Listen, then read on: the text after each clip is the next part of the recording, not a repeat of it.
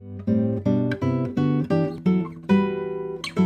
island of Samar and Leyte Agriculture Cooperative or Islaco is a result of the post-Yolanda Rehabilitation Project implemented by Asia DHRRA through Pakisama in partnership with EU IFAD.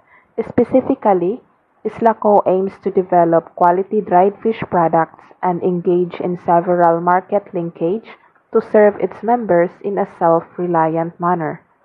Like any other businesses, Islaco has also encountered various problems affecting the entire organization, thus hampering the flow of income of its members.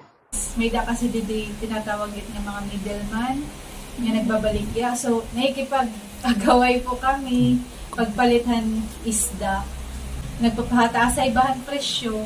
Kung hino tataas nga mapalit, asyat era, tatagan na nera dako. Hatag aamon itong DTI na shared service facilities, parang very accurate fish value.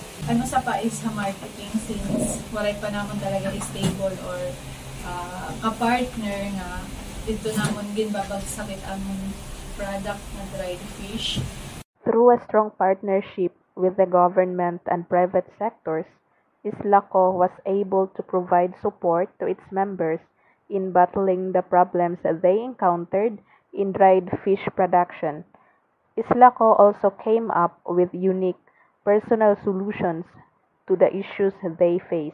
So far na lagpasan man namon, gin-adjust na liwat namon ang magiging friesan, dried na. Tapos, may kipag-istorya kami ng fisherman na kumbaga ada kami contract agreement pero virtual para ma-sure namon na pagbabaligya era produkto, nera fish sa amon. Dapat, sun-dry na anay itong bisan half-dry na before yan imposible na. Ang marketing naman, join kami mga trade fair, tapos nagkami ada pasalubong center din sa amon town, so nag-display kami. Tapos, nagpa-order din kami online. May mga member kami nga co-op or mga officers nga nakadtuha ipang lugar, nagpapapadala naman hairat product.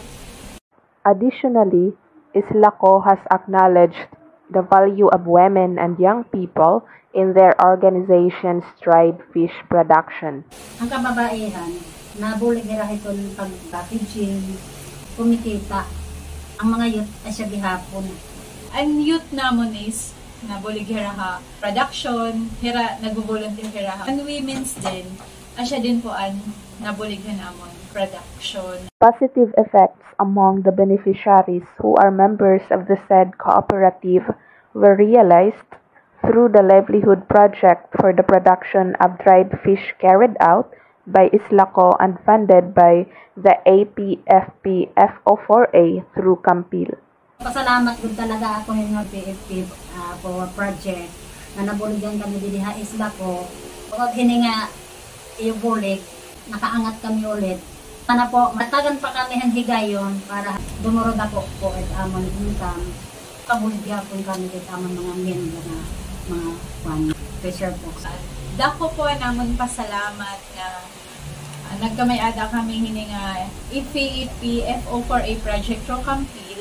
Nagkamay-ada kami additional fund para namon dried fish production. Inabot liwat inihiya kong hain, di nag-struggle kami fund. So, kabulig ko iniha amon co-op, nagkamay-ada additional income nga makakapagpadayon para tumindog ang Islaco ang mga member lalo na ako